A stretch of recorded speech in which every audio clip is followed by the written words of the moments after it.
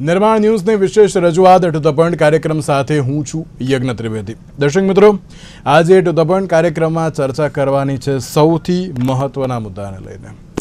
મહત્વનો મુદ્દો હું એટલા માટે કહી રહ્યો છું કારણ કે અત્યારના સમયમાં દરેક લોકો આશા રાખીને બેઠા હોય છે કે આપણું જે યુથ છે એ આપણા માટે ઘણું સારું એવું છે। જો એ અત્યારે કોઈ પણ પ્રકારના સારા એવા પગલાં લેશે, સારા એવા એક્શન મોડમાં આવી જશે તો તેનાથી આપણને પણ ઘણો બધો ફાયદો થઈ શકે છે। અને આપ સૌ જાણો છો કે ભારતની પાસે યુથ બ્રિગેડ ખૂબ જ મોટી સંખ્યામાં છે। હા, ઘણા મોટી સંખ્યામાં બ્રેન ડ્રેન પણ થઈ રહ્યું છે, એ વાતને આપણે એક્સેપ્ટ કરવી પડે, પણ અત્યારના સમયમાં યુથ જે ભારતમાં કાર્ય કરી રહ્યું છે જે પ્રમાણે એ આપણા દરેક લોકો માટે ઘણું સારું એવું છે। આજે તમે વિચારતા હશો કે કેમ યજ્ઞભાઈ યુથને લઈને અત્યારે તો વાત કરી રહ્યા છો। હું એટલા માટે વાત કરી રહ્યો છું કારણ કે આજે ઇન્ટરનેશનલ યુથ ડે છે। ઇન્ટરનેશનલ યુથ ડેની સૌથી પહેલી વાર ઉજવણી 12મી ઓગસ્ટ 2000ના વર્ષમાં થઈ હતી। ચર્ચા 1965થી લઈને 1975માં જે યુએનમાં થઈ હતી કે હવે આપણે યુવાઓને આગળ વધારવા માટે ઘણા બધા પ્રયત્નો કરવા એ બહુ જરૂરી છે, પરંતુ એ ચર્ચાઓ ખાલી જોવા મળી અને ત્યારબાદ 1991માં ઓસ્ટ્રિયાના વિયેનામાં આયોજિત એક વિશ્વ યુવા મંચથી એક વિચાર પણ આવ્યો અને વિચાર આવ્યો અને ત્યારબાદ 1999માં યુએને ઇન્ટરનેશનલ યુથ ડેને લઈને એક ઠરાવ પણ પસાર કર્યો અને જે ઠરાવ પસાર કર્યો ને ત્યારબાદ 12 ઓગસ્ટ 2000ના વર્ષમાં તેની ઉજવણી પણ શરૂ થઈ ગઈ અને યુવાઓની દેશને વિકાસ તરફ દોરી જવામાં એક જે મહત્ત્વની ભૂમિકા હોય છે કે જેમાં વિકાસનો આધાર પણ માત્ર યુથ હોય છે તેવી બાબત પણ જોવા મળતી હોય છે। જ્યારે કોઈ પણ એક એવા દિવસની ઉજવણી કરવામાં આવતી હોય છે ત્યારે એક થીમ ઉપર કામ કરવામાં આવતું હોય છે અને આ વર્ષની થીમ છે ટકાઉ ભવિષ્ય માટે યુવા સશક્તિકરણ। તમામ મુદ્દાઓ પર આપણે ચર્ચા વિચારણા કરીશું। આ ચર્ચા વિચારણા કરવા માટે અમારી સાથે જોડાઈ ગયા છે આદિત્યભાઈ ભટ્ટ કે જેઓ ઇન્ડિયાની સૌથી મોટી યુથ ડિબેટ કોમ્યુનિટીના ફાઉન્ડર છે અને સાથે સાથે જ હર્ષભાઈ સંઘાણી આપણી સાથે જોડાઈ ગયા છે કે જેઓ યુએનમાં ઇન્ટરનેશનલ કોઓપરેટિવ એલાયન્સના પ્રેસિડેન્ટ પણ છે। જે આ બંને સૌથી પહેલાં તો સ્વાગત છે। નમસ્કાર। શરૂઆત આદિત્યભાઈ આપનાથી કરવી છે। આદિત્યભાઈ, 12 ઓગસ્ટ 2000થી એક ઇન્ટરનેશનલ યુથ ડેની શરૂઆત થઈ અને જ્યારે આપણે ઇન્ટરનેશનલ યુથ ડેની વાત કરતા હોઈએ છીએ ત્યારે એક સૌથી મહત્ત્વની બાબત એ પણ છે કે જ્યારે આ વિષયની આપણે સેલિબ્રેશન તો અત્યારે હાલ કરતા હોઈએ પણ તેની સાથે યોગ્ય રીતે તેમાં કાર્ય થવા પણ એ બહુ જરૂરી જોવા મળતા હોય છે અને અત્યારના સમયની વાત કરીએ તો અત્યારના સમયમાં દરેક લોકો માત્ર એક જ બાબત ઉપર ચર્ચા કરતા હોય છે કે જ્યારે ઇન્ટરનેશનલ યુથ ડેની આપણે વાત કરતા હોઈએ ત્યારે આ યુથ ડેમાં યુથને એક મેસેજ શું આપવો, કઈ રીતે હવે તેની ઉપર કાર્ય કરવું અને સાથે જ કઈ રીતે યુથને આગળ વધારવા, કારણ કે અત્યારના સમયમાં આપણે જ્યારે યુથની વાત કરતા હોઈએ તો ત્યારે યુથ માત્ર ને માત્ર એમ કહેવાય ને કે અમુક જ બાબતોમાં ક્યાંક રચ્યો પચ્યો જોવા મળતો હોય છે। ત્યારે જે રીતે અત્યારની વાત કરવામાં આવે તો ઇન્ટરનેશનલ યુથ ડે તો છે, ઇન્ટરનેશનલ યુથ ડે ઉપર આપણે ચર્ચા પણ કરી રહ્યા છે। આદિત્યભાઈ, સૌથી પહેલાં ઇન્ટરનેશનલ યુથ ડે ઉપર આપની પ્રતિક્રિયા। યસ, હવે સર જેમ અલગ અલગ આપણે ડે મનાવતા હોઈએ છીએ, the purpose of this particular process itself is કે અવેરનેસ સ્પ્રેડ થાય અને જોડે જોડે એક્શન લેવામાં આવે। હવે આપણે જો રોજ યુથ માટે અલગ અલગ સંઘ કામ કરતા જ હોય છે, પણ when we dedicate a day, કોઈ સ્પેસિફિક દિવસે જ્યારે આપણે આવું કોઈ પ્રેરણા માટે દિવસ રાખતા હોઈએ છીએ તો અવેરનેસ જોડે જોડે અલગ અલગ પ્રોગ્રામ પણ કરવામાં આવતા હોય છે અને છોકરાઓને એક વાઇડ સ્પ્રેડ અવેલેબિલિટી રહેતી હોય છે કન્સેપ્ટ માટે।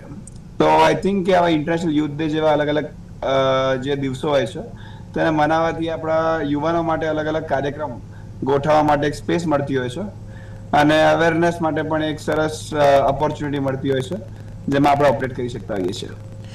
બિલકુલ, પણ આદિત્યભાઈ એમ લાગે છે કે ના ઇન્ટરનેશનલ યુથ ડે કે જે આપણે લોકો તો અત્યારે સેલિબ્રેટ કરી રહ્યા છીએ અલગ અલગ પર્પઝથી અને અલગ અલગ બાબતોથી, જ્યારે આ વખતની વાત કરીએ તો આ વખતની જે એક થીમ છે કે ટકાઉ ભવિષ્ય માટે યુવા સશક્તિકરણ એ બહુ જરૂરી છે, તો આપ તેને પણ કઈ રીતે જોઈ રહ્યા છો આ વર્ષની થીમને? આઈ થિંક આ વર્ષનું થીમ જે છે હમણાં કરંટ જનરેશન માટે બહુ જ રેલેવન્ટ છે. ભાઈ યુવા સશક્તિકરણ ઘણી બધી દિશાઓમાં જરૂરી છે, પણ તેની પહેલા તેને ડિફાઇન કરવું, તેને સમજવું વધારે જરૂરી છે કે એક્ઝેક્ટલી યુવા સશક્તિકરણ તમારા પ્રમાણે શું છે. આજે યુવાનોને ઘણી છૂટ પણ મળી છે અને તે સાથે સાથે યુવાનોનો ફૂલ સ્પીડમાં ગ્રોથ પણ થાય છે. આજે તમે જોશો કે generation is changing every 2 years અને they are exposed to multiple thoughts, multiple ideas. તો જ્યારે આટલું બધું આપણે કન્ઝ્યુમ કરી રહ્યા છીએ ઇન્ટરનેટના માધ્યમથી, સોશિયલ મીડિયાના માધ્યમથી, અનેક આઈડિયાઝ ને ફિલોસોફીઝની જોડે આપણે અટેચ છીએ, તો એવા ટાઈમે બધાને એક જ જગ્યાએ મૂકીને યુવાનો તરીકે જોવા એ in itself is a challenge. એટલે મારું એવું રહેશે કે પહેલા તો પ્રોગ્રામોના માધ્યમથી ડિફાઇન કરવું કે યુવા સશક્તિકરણ કઈ રીતે કરાય, અને તે માટે યુવાનોને પેનલમાં લેવા અને યંગ છોકરાઓ જોડે એક ડિસ્કોર્સ કરીને, ચર્ચા કરીને આપણે આઈ થિંક નીડ્સનું ડિસ્કશન કરી શકાય. તે આપણે પહેલો એજન્ડા અને પહેલો પ્રેરોગેટિવ હોવો જોઈએ. બિલકુલ. હર્ષભાઈ, ઇન્ટરનેશનલ યુથ ડે ઉપર સૌથી પહેલા આપની પ્રતિક્રિયા. સૌથી પહેલા તો હું એ જ કહેવા માંગીશ કે દત્તોપંતજી ટેંગડેનો એક બહુ ઇમ્પોર્ટન્ટ સેન્ટેન્સ છે, બિલ્ડ અ બિલ્ડર. બિલ્ડ અ બિલ્ડર એટલે કે એમણે એવું કીધું છે કે જો એક નેશનને આગળ વધવું હશે ને તો એવા બિલ્ડર્સને બિલ્ડ કરવા પડશે કે જે નેશનને આગળ વધારી શકે. અને જ્યારે આપણે વાત કરીએ ભારત દેશની, તો ભારત દેશમાં સૌથી વધારે યુવાનો છે અને ભારત દેશમાં સૌથી વધારે કેપેસિટી વાળા યુવાનો છે. તો હું ક્યાંક ને ક્યાંક એ બી કહેવા માંગીશ કે આપણી પાસે બિલ્ડર્સને બિલ્ડ કરવાની કેપેસિટી છે. તો આ વર્ષે અમે લોકો હમણાં જ 25મી સપ્ટેમ્બરે યુથ એટ 30 નું યુનાઇટેડ નેશન્સમાં એક હાઈ લેવલ પ્લેનરી મીટિંગ યોજવા જઈ રહી છે, જેમાં અમે લોકો accelerating the global progress through intergenerational collaboration આ મુદ્દા વિશે ચર્ચા કરવા જઈ રહ્યા છીએ. શા માટે હું અત્યારે કહી રહ્યો છું? કારણ કે જ્યારે યુવાનો વિશે વાત થાય, જેમ આદિત્યએ કીધી એ પ્રમાણે આપણે ડિફાઇન કરવાની જરૂર છે કે 35 વર્ષનો માણસ યુવાન છે કે પછી 40 વર્ષનો માણસ યુવાન છે. કેમ કે આપણા દેશમાં આપણે કોઈને બી યુવા નેતા કહી દેતા હોઈએ છીએ, કોઈને બી યુવાન કહી દેતા હોઈએ છીએ. વેરેસ યુનાઇટેડ નેશન્સના રૂલ્સ પ્રમાણે 15 થી લઈ અને 35 વર્ષ સુધીનાને જ યુવાન ગણવામાં આવે છે. તો મને ક્યાંક ને ક્યાંક લાગે છે આપણે એઝ અ ભારત દેશને આપણે પહેલા તો એ નક્કી કરવાની જરૂર છે કે આપણે યુવાન કોને ગણીએ છીએ. જો અગર આપણે યુવાન 40 વર્ષનાને ગણીએ છીએ તો પછી આપણે એના માટે શું કરી શકીએ એમ છીએ. જો આપણે 35 વર્ષનાને ગણીએ છીએ તો એના માટે શું કરી શકીએ એમ છીએ. પહેલા તો એ નિર્ણય કરવાની જરૂર છે આપણે. જોડે જોડે જ્યારે મેં વાત કરી યુથ એટ 30 ની, એ એક એવો કાર્યક્રમ છે કે આપણે 2030માં યુવાનોને ક્યાં આપણે જોઈએ છીએ, આપણે એને કયા સ્ટેક હોલ્ડર તરીકે જોઈએ છીએ, આપણે એને કયા લેવલના સ્ટેક હોલ્ડર તરીકે જોઈએ છીએ. આ એનો કાર્યક્રમ છે. અને આમાં મહત્વની વાત એ છે આ વર્ષે કે આપણે મલ્ટી જનરેશનલ કોલેબરેશન વિશે વાત કરીએ છીએ. કે હું જ્યારે પર્સનલી આઈસીએના યુથ કમિટીનો પ્રેસિડેન્ટ બન્યો, તો ત્યારે અમારું એક સૌથી પહેલું ઇનિશિયેટિવ એ હતું કે અમારે મલ્ટી જનરેશનલ કોલેબરેશન સેટ કરવા છે. જે સિનિયર નેતાઓ છે, જે સિનિયર કોર્પોરેટર્સ છે, જે સિનિયર સાયન્ટિસ્ટ છે, એને યુવાનો જોડે જોડવા છે. જ્યારે એક સ્કૂલમાં ભણતો છોકરો, જ્યારે કોલેજમાં ભણતો છોકરો એક સિનિયર કોર્પોરેટર કે પછી એને ફિલ્ડના માણસ જોડે મળશે ને એની જોડે કોલેબરેટ કરશે, ત્યારે જ મને લાગે છે ક્યાંક ને ક્યાંક આપણે આપણા દેશના ઇકોનોમી કયો કે પછી તેને આપણે એને ગ્લોબલ આઉટરીચ કયો, બધાને એક બૂસ્ટ મળશે. સો બંને વસ્તુને જરૂર છે. આજે આપણે જ્યારે ઇન્ટરનેશનલ યુથ ડે સેલિબ્રેટ કરવા જઈ રહ્યા છીએ ત્યારે આપણે એ બી યાદ રાખવું છે કે આપણા જે મોટા જનરેશનના છે તેના એક્સપિરિયન્સીસ ને આપણે જોડે લઈને ચાલીએ, તેનાથી શીખીને ચાલીએ. આપણે ગુજરાતીમાં તો કહેવત છે જ કે ઠોકર ખાઈને શીખે એ સ્માર્ટ કહેવાય, બટ જે બીજાની ઠોકર ખાય અને જોઈને શીખે એનીથી વધારે સ્માર્ટ કહેવાય. તો યુવાનોએ વધારે સ્માર્ટ બનવાની જરૂર છે અત્યારે. બિલકુલ બિલકુલ સાચી વાત છે. યુવાઓ સ્માર્ટ બનવું બહુ જરૂરી છે, પણ સાથે જ હર્ષભાઈ આ વખતની જે આ થીમ છે ટકાઉ ભવિષ્ય માટે યુવા સશક્તિકરણ, આ થીમને પણ આપ કઈ રીતે જુઓ છો? જો હું આની જોડે એક બીજી વસ્તુ જોડવા માંગીશ કે આ વર્ષે 2025 ને યુનાઇટેડ નેશન્સે ઇન્ટરનેશનલ યર ઓફ કોઓપરેટિવ્સ ને એઝ અ ડિક્લેર કર્યું છે. તો આ બંને વસ્તુ હેન્ડ ઇન હેન્ડ જાય છે કે જ્યારે હું વાત કરું ટકાઉ ભવિષ્યને અને જ્યારે હું વાત કરું યુવાનોને અને જ્યારે વાત કરું કોઓપરેટિવ્સ, આ ત્રણેય વસ્તુ મને લાગે છે ક્યાંક ને ક્યાંક જોડવાની જરૂર છે. અમે લોકો રિસેન્ટલી ચાલુ કર્યું છે યુથ ઇન કોઓપરેટિવ્સ. શા માટે હું આ પ્રશ્નમાં તમે જ્યારે પૂછો ત્યારે કહી રહ્યો છું? કારણ કે યુવાનોએ બધી જ જગ્યાએ, વધારે એક્ટિવ પોલિટિક્સ હોય, કોઓપરેટિવ હોય, એન્ટરપ્રિનરશિપ હોય, કે કોઈ બી વસ્તુ હોય બધાએ એનું એક્ટિવ પાર્ટિસિપેશનની જરૂર છે અત્યારે. જ્યારે કોઈ ભવિષ્યને કોઈ દેશને ટકાવવો હશે તો 100% યુવાનોની જરૂર પડશે. અને યુવાનોની જરૂર ખાલી એડવોકેસી માટે નહીં પડે. આજે હું ને આદિત્યભાઈ અહીંયા આવીને એડવોકેસી કરીને જતા રહેશું, બટ અમે જ્યારે ફિલ્ડ ઉપર ઉતરશું ને અમે પોતે એક્શન ઉપર આવીશું ત્યારે એક દેશ કા કોઈ એક જગ્યા કોઈ એક કમ્યુનિટી આગળ વધશે. સો ટકાઉ ભવિષ્ય માટે યુવાનોને 100% એક્શન મોડમાં આવવું પડશે. એડવોકેસી તો અમે કરીએ જ છીએ. જોડે જોડે વાત કરું કોઓપરેટિવ્સની, તો કોઓપરેટિવ્સ એક એવું માધ્યમ બની શકે છે આ દેશ માટે અને યુવાનો માટે કે જેમાં એ એમનું પોતાનું ભવિષ્ય બી ટકાવી શકે છે, જેમાં બેરોજગારીનો ઇસ્યુ ના આવે એવું એક માધ્યમ હોય તો કોઓપરેટિવ્સ છે કે જ્યાં લોકો યુવાનો જોડે મળીને પોતાની રોજગારી પ્રાપ્ત કરી શકે છે. જે લોકો જોડે મળીને યુવાનો જોડે મળીને તેમને કોઈના પર આધારિત નથી રહેવું પડતું. તો મને એવું લાગે છે ક્યાંક ને ક્યાંક આ બધા જ મુદ્દાઓને એક જોડે આપણે કમ્બાઈન કરીને આગળ વધી શકીએ એમ છીએ. બિલકુલ સાચી વાત છે ને અત્યારના સમયમાં યુથને એક દિશા બતાવવી બહુ જરૂરી છે. આદિત્યભાઈ, તમે તો જે રીતે ઇન્ડિયાની સૌથી મોટી યુથ ડિબેટ કોમ્યુનિટી અત્યારે તો જે શરૂ કરી, તમારી પાસે પણ અલગ અલગ એમ કહેવાય ને કે ના સમજવાળા અલગ અલગ બાબતોની સાથે આગળ ચાલનાર એવું યુથ અત્યારે તો તમારી જોડે જે સંકળાયેલું છે. પણ અત્યારના યુથને એક સાચી અને સારી એમ કહે ને કે ડિરેક્શન બતાવવું બહુ જરૂરી પડી ગયું છે કે ના તમારે અત્યારે તો કેવી રીતે આગળ જવું, કઈ બાજુ આગળ જવું. તો અત્યારનું યુથ અત્યારના દેશના વિકાસ અત્યારે કઈ રીતે જોઈ રહ્યો છે અને તેમાં કેવી રીતે આગળ વધવાનો એક પ્રયત્ન કરે છે? ઓલરાઈટ, તો અત્યારનો યુથ છે ને સર, એમાં એક વર્ડ છે સ્કેપ્ટિક, કે દરેક વસ્તુને એક લેન્સથી જોતું હોય છે. રાઈટ, નિંદા કરવું ઈઝી છે, પણ તેની સાથે સાથે કોઈ પણ તંત્રને જયારે આપણે જોતું હોય છે ત્યારે એમના નજરમાં ઘણા બધા ઓપ્શન્સ હોય છે. તો આજનો જે યુથ છે ને, ઇટ ઇઝ અ સ્કેપ્ટિક, જ્યાં કોન્સ્ટન્ટ ઇમ્પ્રુવમેન્ટ અને બેટરમેન્ટ આપણે સીક કરતા હોઈએ છીએ.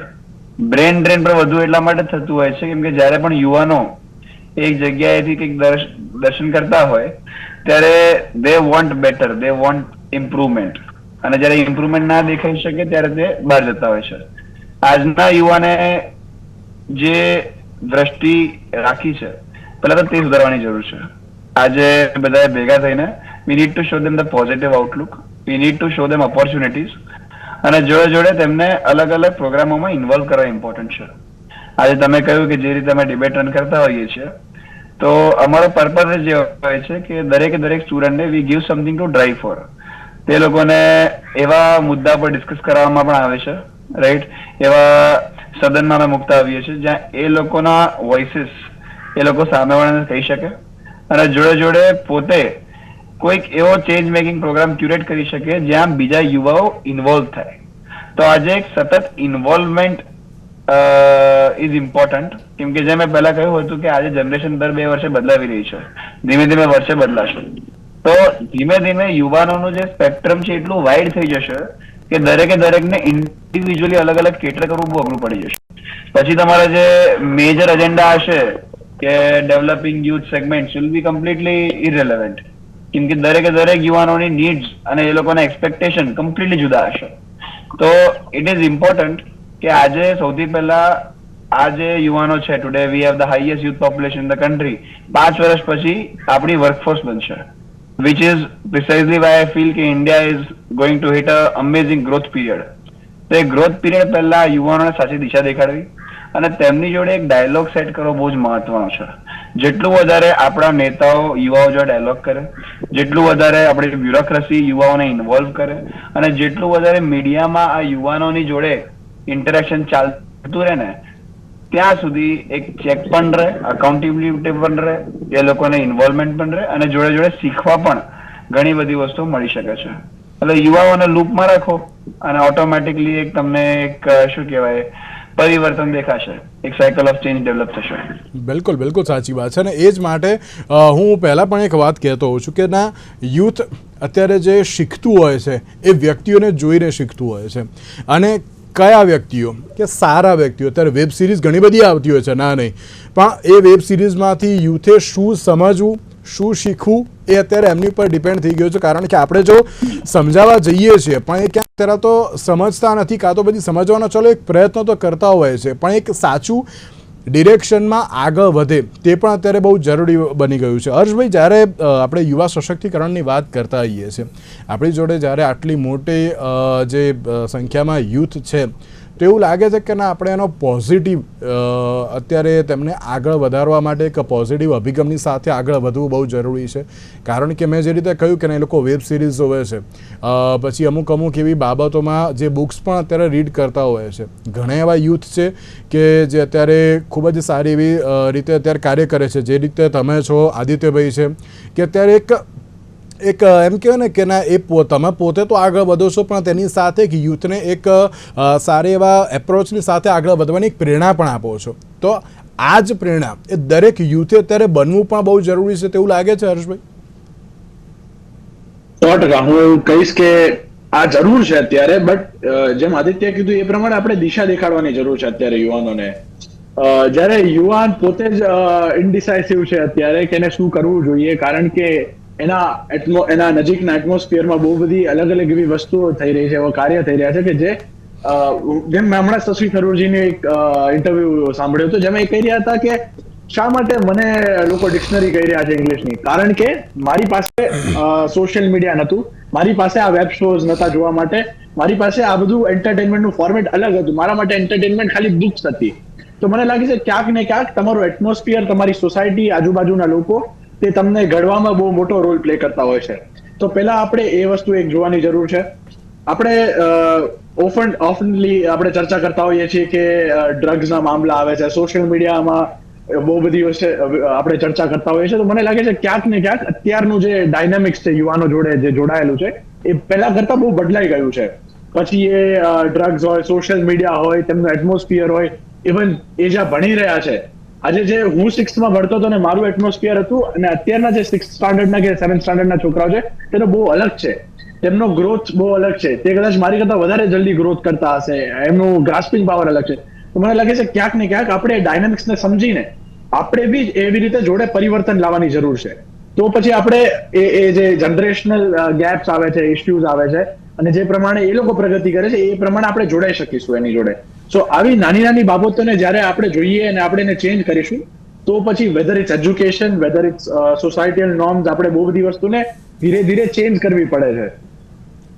બિલકુલ સાચી વાત છે. આદિત્યભાઈ, એક બાબત એ પણ ખરી ને કે અત્યારે જે રીતે હર્ષભાઈએ કહ્યું, અને આપણે લોકો ઘણી બધી વાર એની ઉપર ચર્ચા કરેલી પણ છે કે અત્યારે યુવા વર્ગ ખોટી દિશામાં છે, કંઈક અલગ દિશામાં આગળ વધી રહ્યો છે, તેમને આપણે પકડીને હવે પાછા લાવવા એ બહુ જરૂરી છે. હું એટલા માટે હું બોલી રહ્યો છું, કારણ કે જો એ લોકો એમાં ને એમાં આગળ વધશે તો ક્યાંક જેમ કહે ને કે ના ખોટી દિશામાં પણ તે લોકો આગળ વધે તેવું લાગી રહ્યું છે. હું એમ નથી કહેતો બધું જ યુથ અત્યારે એમાં છે.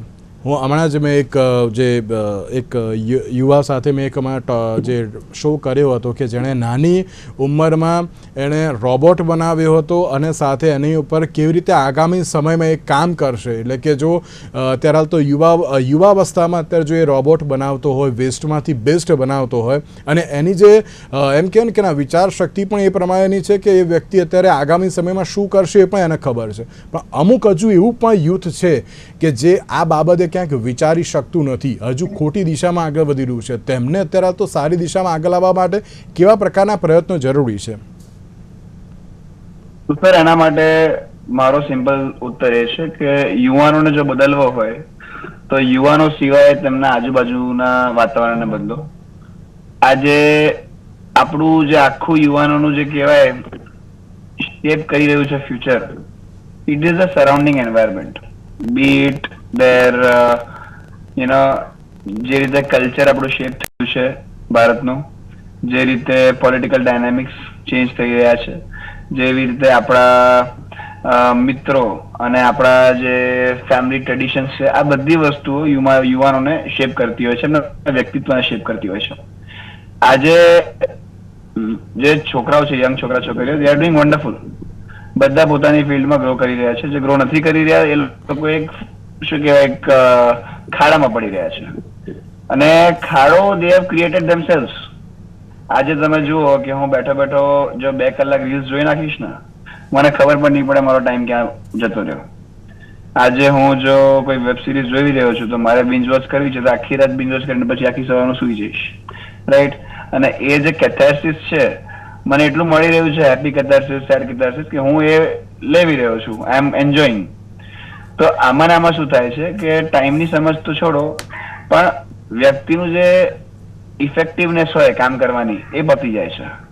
તે ઉપરાંત ડ્રગ કલ્ચર જે છે, જે હવે યુનિવર્સિટીમાં ઇન્ફિલ્ટ્રેટ થઈ રહ્યું છે. આ ગયા ઇન્ટરવ્યુમાં પણ હું બોલ્યો હતો કે જો મારા જેવા એક સ્ટુડન્ટને ખબર છે કે આ નવીરાઓ ક્યાંથી બધા સપ્લાયર ને ડ્રગ્સ ને બધું એ લોકો પ્રોક્યોર કરી રહ્યા છે, તો આપણા દેશના પોલીસ વાળાને કેમ નથી ખબર?